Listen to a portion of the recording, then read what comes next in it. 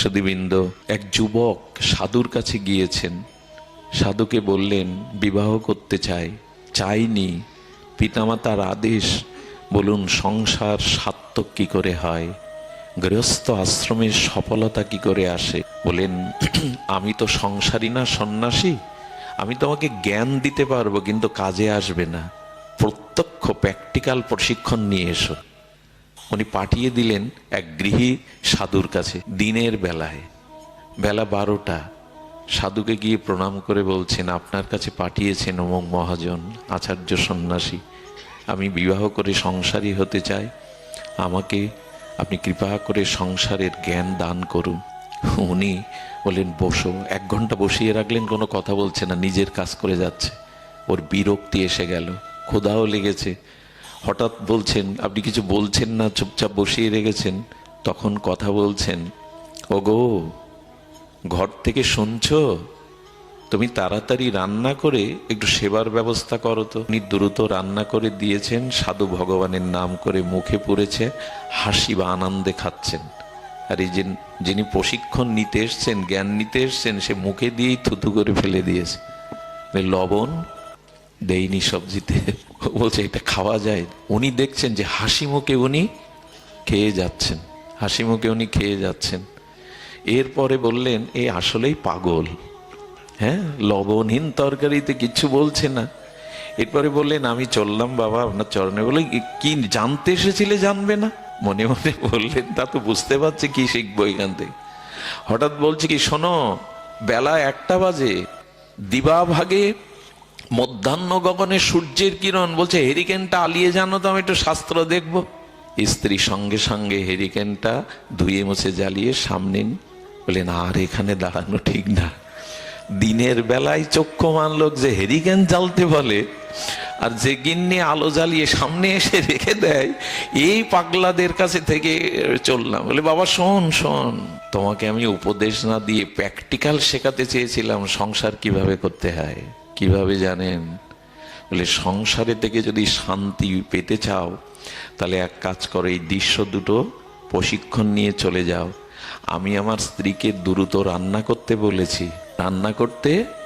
বলেছি, ওই রান্নাটা দ্রুত করতে গিয়ে সে লবণ ভুল করে দেয়নি, কিন্তু আমার আদেশ পালন করে অনুরাগে রান্নাটা করেছে। এই জন্য সংসার করতে গেলে আমি বুঝেছি সারাদিন পরিশ্রমের মধ্যে আগুনে পুড়ে দ্রুত রান্না করতে গিয়ে লবণ দেয়নি, এটা যে আমাকে প্রসন্ন হাসি মুখে নিতে হবে।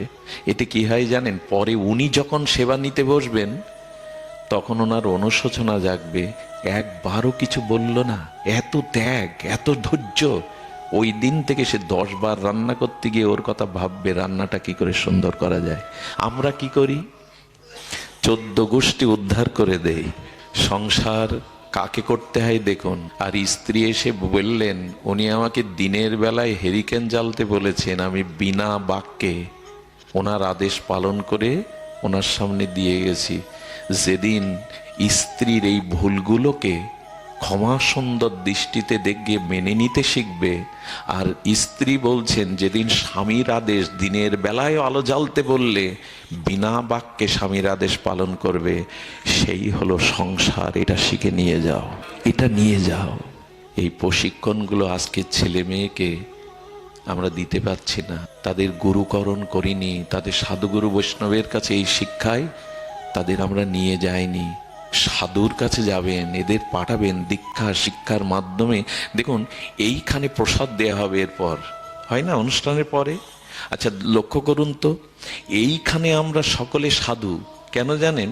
এখানে বসতে 2-5 মিনিট লেগে যায়, আসন দেবে, তারপরে বসবে, এগুলো তুলবে, এরপরে পাতা দিতে 8-10 মিনিট লেগে যায়, এরপরে কেউ জল আনতে চেয়েছে জল আনে, এরপরে এক একজন আসতে আসতে 1 ঘন্টা বসে বসে এখানে সেবা অধৈর্য হয়ে আঙুল তোলেন।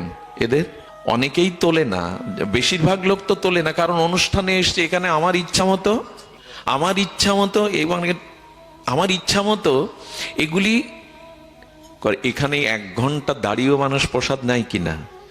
আচ্ছা এই ধৈর্যটা বাড়ি দেখান তো। ওই যে বললাম অর্জন করে নিয়ে যেতে হয়, বন্টন করতে হয়, এই ধৈর্যটা বাড়ি দেখান তো। এখানেই শুধু আমাদের অনুষ্ঠান, এখানেই শুধু ধর্ম, এর বাইরে রামকৃষ্ণদেব বললেন, শোন রে, এইখানে বসে হরিবোল বলা যায়, এইখানে সাধুর মতো বসে হরিকথা শোনা যায়। তোতা পাখিরে রাধা কৃষ্ণ বলি শেখান, টিয়া পাখিরে রাধা কৃষ্ণ রাধা কৃষ্ণ, কর্ণমন জুড়িয়ে দেবে। পাখি রাধা কৃষ্ণ বলছে, ওকে খাসা থেকে বের করে বিড়ালের সামনে দিন, তখন বলুন এইবার রাধা কৃষ্ণ বলো। আমাদের অবস্থা এখানেই নিতাই গৌর, এখানেই রাধা মাধব, ওখানে গিয়ে ট্যাটা শব্দ বেরিয়ে যায়। আপনি সাধু, মন্দিরে সাধু নন। 3 ঘন্টা মন্দিরে থাকুন, 2 ঘন্টা ভাগবতে থাকুন, এটা আপনার পরিচয় নয়। সাধুত্বের পরিচয় আপনার ব্যবহারে, সংসারে, ওইখানে কতটুকু ধৈর্য সংযম আপনার মধ্যে আছে। এই জন্য যারা ভালো মা হতে চান, এদের জন্য বলা হয়েছে ভালো মা হতে গেলে অন্তত 15 বছর আগে মা হতে হয়। মা হওয়ার 15 বছর আগে। এই কথাগুলো আমি এখন বলি না, আগে তো এই রেকর্ড করার ব্যবস্থা ছিল না, যন্ত্র। 20টা বছর চিৎকার করেছে এইসব নিয়ে, তখন এইগুলো যন্ত্র ছিল না। কিন্তু আজ আবার সেই পুরনো কথা মনে পড়ছে, যেদিন থেকে মেয়েরা রজস্বলা হয় ওই দিন থেকেই তার মা হওয়ার ট্রেনিং শুরু হয়। ওইখান থেকে যদি তার সংযম, সুসন্তানের জন্য সাধনা থাকে, তখনই ওই 15 বছর দরকার নেই। এটা এখন কেউ করবেও না, এটা বলা অবান্তর হয়ে যাবে। কিন্তু বলি কি, সন্তান নেওয়ার আগে অন্তত 1 বছর 2 বছর অনুশীলন করুন কি করে সুসন্তানের মা হওয়া যায়। আর তাও যদি না পারেন, তবে গর্ভে সন্তান নেওয়ার সময় থেকে আপনার অনুশীলনটা যেন শুরু হয়, তাহলে সুসন্তান হবে। করবেন না। আমেরিকার এক ডাক্তারের কাছে গিয়ে দেখলেন স্বামী স্ত্রী তারা হলিউডের নায়ক নায়িকার মতো, কিন্তু ছেলেটার মুখ হয় বা ঘোড়ার মতো বিভৎস। স্বামী স্ত্রীকে বললেন, কিছু মনে করবেন না, যে ঘরে এর জন্ম হয় সেই ঘরে কি কি ছবি আছে? বললেন, আমার স্বামী ঘোড়া খুব ভালোবাসে, পুরো ঘরটায় ঘোড়ার ছবি, ঘোড়ার প্রতি ওনার খুব প্রীতি। ওই জন্মদানের সময় ওই ভাবনাটা, ওই ছবিটা তার মানসপটে এসে যায়। এক বাচ্চা মা অতিষ্ঠ, কারো চোখ তুলে নেয়, কারো মাংস তুলে নেয়। ডাক্তারের মনোবিজ্ঞানীদের এখন দেখানো উচিত সবারই। মনোবিজ্ঞানীরাও বলছেন, ও গর্ভে থাকতে আপনি কি করতেন? অস্বীকার করবেন না। বললেন সর্বক্ষণ টিভি দেখতো, হিন্দি ফিল্ম দেখতো, ওই যে মারামারির দৃশ্য দেখতো, কাটাকাটি, ওর মধ্যে ওটা চলে গেছে। আমরা কি ভুলে গেছি 5 মাস গর্ভবতী সীতাকে রামচন্দ্র তপবনে বাল্মীকির আশ্রমে পাঠিয়ে দিলেন। সীতা জগৎ জননী, তাকে বনবাসে পাঠাতে হবে গর্ভবতীকে। অনেকেই ভুল বুঝে প্রভু রামকে। রামচন্দ্র বলেছিলেন, আমার সন্তানকে যদি আদর্শবান করে তুলতে হয়, তবে রাসপুরীর মধ্যে ভোগের মধ্যে থাকলে আমার সন্তান আদর্শবান হবে না। তাই তপবনে বাল্মীকির আশ্রমে রেখে এসেছিলেন ভজন কীর্তন আরাধনার থেকে, যাতে তার সন্তান উপযুক্ত হয়। এখন চিৎকার করে লাভ কি? এখন মাথা কোটে লাভ কি? আমার কথা শোনে না। আমাদের সব কিছু নষ্ট হয়ে গেল আরাধনার অভাবে। মা এমনি এমনি হওয়া যায় না, প্রসব করলেই মা হওয়া যায় না, সুসন্তান এমনি এমনি আসে না। এই জন্য গর্ভে যেদিন থেকে সন্তান, সেই দিন থেকে তার আরাধনা শুরু হতে হয়। গীতা পাঠ, নাম জপ, হরিকথা শ্রবণ কীর্তন, বিয়ে বাড়িতে না যাওয়া, প্রসাধনী না মাখা। কে শোনে কার কথা? কে শোনে কার কথা? এই জন্য এইখান থেকে যা নিয়ে যান, দয়া করে এই যারা অর্থ ব্যয় করছে, এই অর্থ যেন নষ্ট না হয়, এই অর্থ যেন ধ্বংস না করি আমরা। এখানে ভালো মন্দ খেয়ে এই লাইট প্যান্ডেল করে এদের কি করে গেলাম আমরা? জগতে আজ একজন বিবেকানন্দের দরকার, একজন স্বামী প্রণবানন্দের দরকার, একজন ঠাকুর অনুকূল চন্দ্রের দরকার। তাই বলি কি, যেটুকু অর্জন করছেন ওগুলো বন্টন করুন, পরিচর্যা করুন।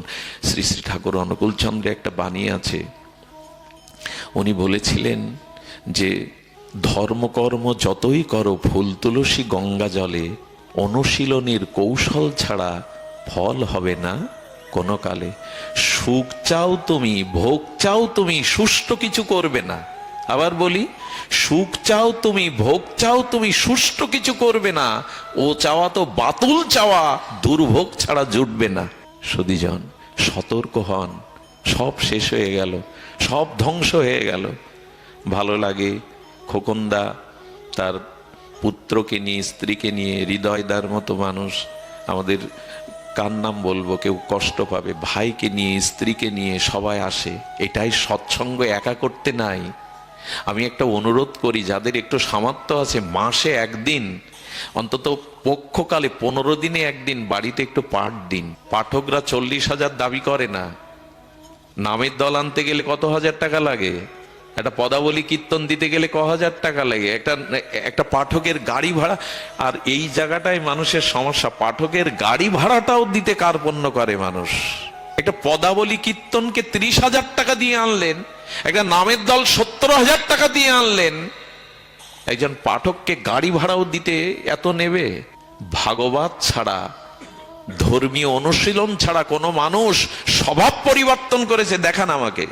যতদিন ভাগবত না শুনবেন, হরিকথায় রুচি না হবে, শুদ্ধ সাধুসঙ্গ না করবেন, ততদিন মানুষের স্বভাবের পরিবর্তন হবে না, হতে পারে না কখনো। ভাগবতই পারে।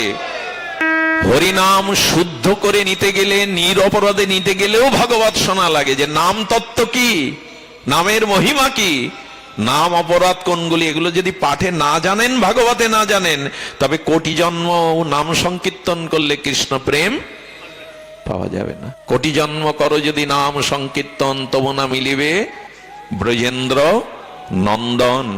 এই জন্য এই প্রশিক্ষণগুলো শুরু করুন। আমি সব শেষে একটা দৃষ্টান্ত দিয়ে পাঠ বিশ্রাম করব। কষ্ট পাচ্ছেন আপনারা, বুঝতে পারছি, তবু সমাপ্ত তো করতেই হবে। জীবনে সংকট সমাধানে হাত জোড় করে নিবেদন করি, ভগবান অর্জুনকে পর্যন্ত সামনে গিয়ে কি বলছেন? তদ্বিদ্ধি প্রণিপাতেন পরিপ্রশ্নেন সে বয়া উপদেশন্তি তো জ্ঞানীন জ্ঞানীন তত্ত্ব দর্শিনা। যাও অর্জুন, তত্ত্বদর্শী গুরুর কাছে, আচার্যের কাছে যাও, গিয়ে তাদের প্রণাম করো, তাদের সেবা করো, আর তাদের কাছে পরিপূরণ করো। আজকের এই খ্রিস্টীয় নববর্ষ যদিও আমাদের সংস্কৃতি না, তবু কামনা করছি নতুন বছর যাতে ভালো যায়, নতুন করে জীবন গড়তে পারি। নতুন করে জীবন কিসে গড়া যায়? গুরু কৃপা না হলে, মহৎ কৃপা না হলে জীবন গড়া যায় না। অনেক বিদ্যা জানলে, অনেক অর্থ রোজগার করলেও জীবন সফল হয় না। যাদের আছে ওগুলো তাদের হয়নি। একমাত্র গুরু কৃপা, সাধু কৃপা, মহৎ কৃপা ছাড়া জীবন কখনো গঠন হতে পারে না। অর্থের দ্বারা, বাড়ি গাড়ি থাকলে, সহায় সম্পত্তি থাকলেই জীবন গঠন হয়, এটা ঠিক নয়। জীবনের আধ্যাত্মিক অনুশীলন পেতে গেলে গুরু কৃপায়। দেখুন, আশ্চর্য হতে হয়, দৈত্যদেরও গুরু ছিল। কাদের? দৈত্যগুরুর নাম শুক্রাচার্য। দেবতাদেরও গুরু ছিল বৃহস্পতি। মানুষের তো গুরু থাকতে হবে। দৈত্যের যদি গুরু থাকে, আর আদিগুরু ভগবান শিব, জগৎগুরু ভগবান কৃষ্ণ, তেমনি মানবেরও গুরু থাকতে হবে। তবে গুরু শুধু কানে কানে মন্ত্র নেওয়া নাই, গুরু মানে প্রণাম, সেবা, পরিপ্রশ্ন দ্বারা গুরু তত্ত্বকে অনুশীলন করা। দেখুন, শুক্রাচার্য অনেক উপদেশ দিয়েও ওদের ত্যাগ করেননি। দৈত্যদের ত্যাগ করেছিলেন শুক্রাচার্য। দেবরাজ ইন্দ্র বৃহস্পতির কোনো কথাই মানেনি জীবনে, অনেক অপরাধ করেছেন দেবরাজ হয়ে, তবু গুরু তাকে ত্যাগ। আমাদের এই তেমনি সব ছেড়ে গেলেও একজন ছাড়বে না, তিনি হলেন শ্রী গুরুদেব। জন্মে মরণে, জন্মে জন্মে গুরুদেব ছাড়বে না। তার কাছে যাই তো কিছু মনে করবেন না। এখন গুরুর কাছে গিয়ে গুরুর সেবা করার থেকে এখন গুরু হতে চাইছি আমরা। 2-4 দিন একটু কিছু শিখে, একটু পাঠ করতে শিখে, একটু কিছু শিখে আমি গুরু হতে চলেছি। গুরুটা হালকা ভাবে নিবেন না, গুরু হালকা ভাবে নিবেন না। গুরু মানে গুরুত্বপূর্ণ, ভারী। সুধীবৃন্দ, রামকৃষ্ণ ঠাকুরের কাছে একজন গিয়ে বলছে, ঠাকুর আমি শিষ্য হতে চাই, কি করতে হবে? বলে, ওই যে 3টেই উঠতে হবে, চান করতে হবে, গুরুর সেবা করতে হবে, গুরু যা বলে তাই করতে হবে, দাঁড়িয়ে থাকতে বললে দাঁড়িয়ে, বসে থাকতে বললে তার জন্য কাঠ জোগাড় করতে হবে, রান্না করতে হবে, চরণ সেবা করতে। বলে, গুরুদেব গুরু হতে গেলে কি করতে হবে? বলে, এইগুলো আদেশ দিতে হবে। তো বলে, শিষ্য না করে আমাকে তাহলে গুরু করে দিন। এখন আমরা সব গুরু হতেই চাইছি, পাঠক হতেই চাইছি, গুরু হতেই চাইছি। এগুলো এরকম তাড়াতাড়ি কিছু হওয়া যায় না। গুরু সহজে হওয়া যায় না। আদেশ নেই, অনুশীলন নেই, বসে পড়লাম ব্যাসাসনে। সুধীজন, এই জন্য গুরু তো গুরু গুরু হয়ে যাচ্ছে, আমরা গুঁড়ো গুঁড়ো হয়ে যাচ্ছি। আধ্যাত্মিকতার কিছু নেই। গুরুদেব অঙ্কুশ। এই জন্য দয়া করে সদ্গুরু মহতের কৃপায় যান। একটা ছোট্ট হালকা দৃষ্টান্ত কিন্তু অনেক গভীর।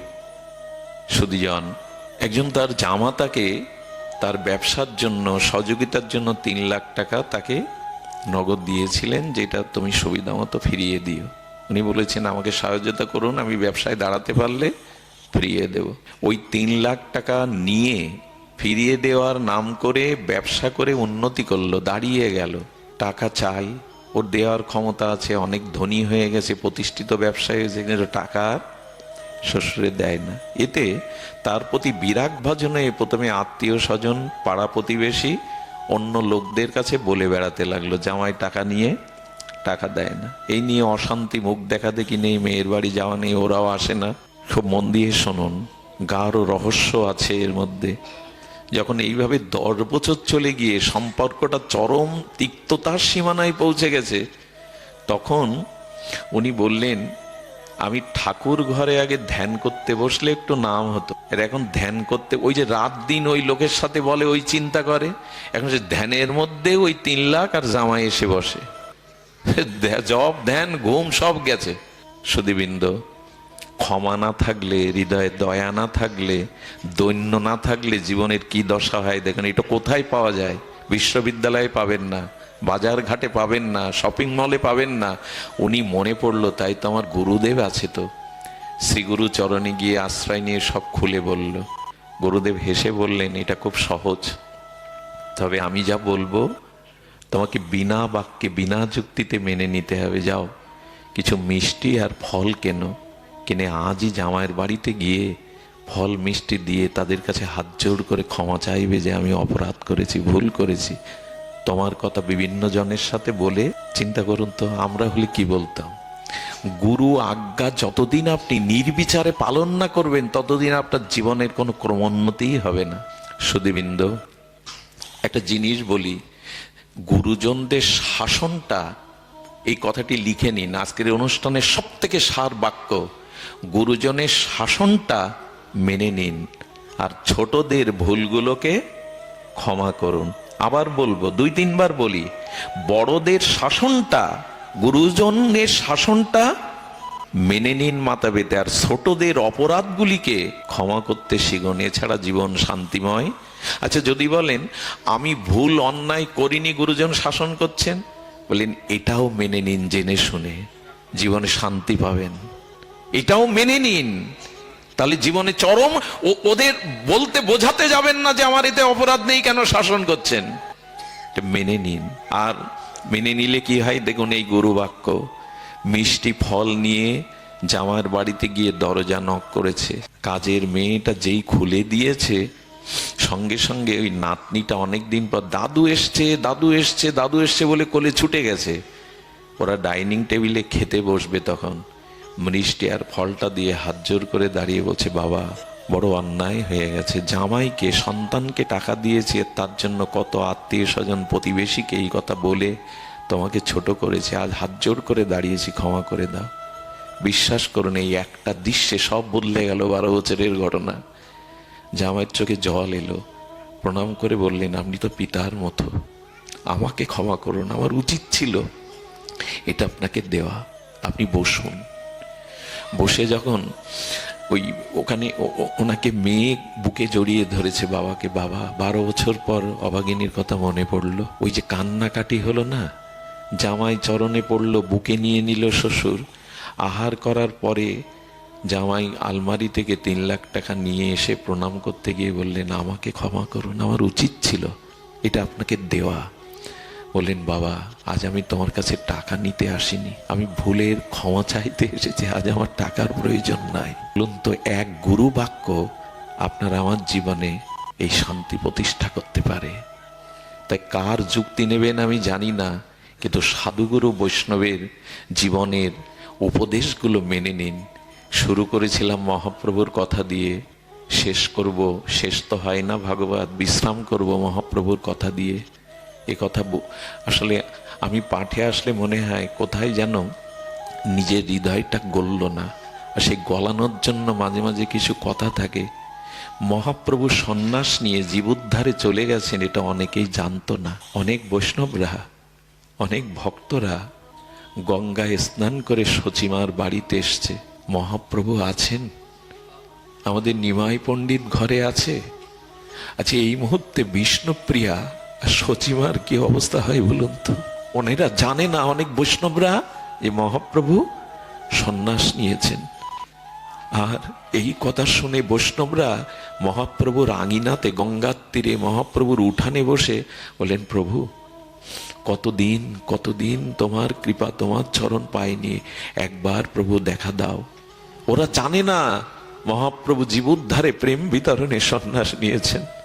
দুয়ারে দাঁড়িয়ে কে কাঁদছে জানেন? ঈশান ঠাকুর। ওগো, তোমরা যাকে দেখতে এসেছো, যার চরণ নিতে এসেছো, সে আর নদিয়াতে নাই, সে আর নদিয়াতে নাই।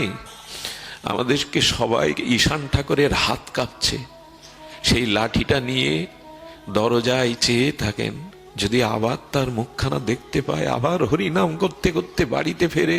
ঈশান ঠাকুর মহাপ্রভুর লীলা সাক্ষী, বিষ্ণুপ্রিয়া দেবীর বিবাহ দেখেছেন, সচিমায়ের বিবাহ দেখেছেন, সবকিছুই সাক্ষী এই সেবক ঈশান ঠাকুর।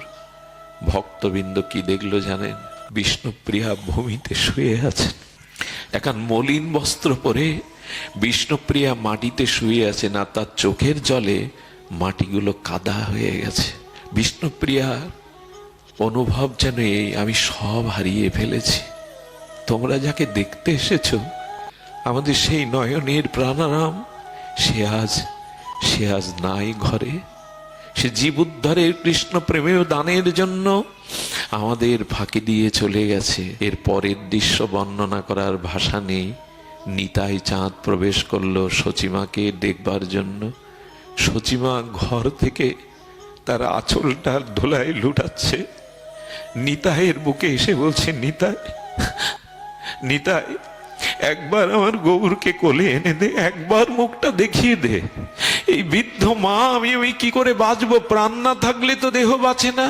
নিতাই রে, ভুল আমার, আমি কোন ঘুমে ঘুমিয়ে পড়েছিলাম। আমি যদি জেগে থাকতাম নিতাই, আমার গৌর আমাকে না জানিয়ে, আমাকে বলেছিল, মা তোমাকে না জানিয়ে যাব না। কাল হলো আমার ঘুম, এনে দে নিতাই। মায়ের দিকে তাকিয়ে জগৎকে বললেন, জগৎ, এই তিনজন সারাটি জীবন কাঁদছে আমাদের জন্য, এতে তোমার কিছু যায় আসে না? এতে তোমার হৃদয়ে জাগে না? এই তিনজন সারা জীবন কাঁদলেন তোমাদের জন্য।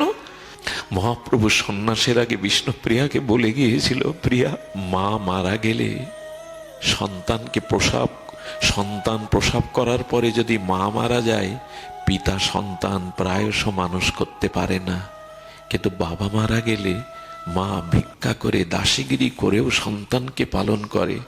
আমি জীবের পিতা, তুমি বৈষ্ণবদের জননী, তুমি যদি ত্যাগ বৈরাগ্য না দাও, সুখের মুখে ছাই না দাও, আমার এই বৈষ্ণব সন্তানদেরকে তুমি রক্ষা করতে পারবে না প্রিয়া। তুমি বৈষ্ণব জননী, মায়ের মতো, তোমার ত্যাগ তিতিক্ষা এই ধর্মকে রক্ষা করবে। সারাটি জীবন এই 14 বর্ষীয় বিষ্ণুপ্রিয়া সুখের মুখ দেখেননি, বাহ্যিক সুখের। কাঞ্চনা সখী বলতো, সখী একটা ভালো কাপড় পরিস না কেন? বলে, যার প্রিয় পরম গম্ভীর গাম্ভীরার মধ্যে স্বল্প বসনে মেঝেতে শুয়ে থাকে, তার কি খাট দামি কাপড় শোভা পায়? এক মুঠো চাল হরিনাম করে দুপুর পর্যন্ত যা হতো তাই ফুটিয়ে গৌরকে ভোগ লাগিয়ে পেত। সচিমা চলে গেলে আর বাইরে তার মুখ দেখাননি কাউকে। সারাটা জীবন এই তপস্যা করে গেছেন আমাদের জন্য, এর কোনো মূল্য নেই আমাদের কাছে। একজন মানুষ, তিনজন মিলে কাঁদছেন আমাদের জন্য, অথচ আমাদের হৃদয় গলল না, আমাদের হৃদয়ে ভজনে এলো না। সংসারের জন্য কান্নাটার মহিমা নেই, ভগবানের জন্য কান্নাটা, আমার ভজন হলো না, আমার গৌর ভজন হলো না, আমার নিতাই ভজা হলো না, এই বলে ব্যথায় কাঁদুন। এই জলেরই সার্থকতা আসে, অন্য কিছুর সার্থকতা নেই।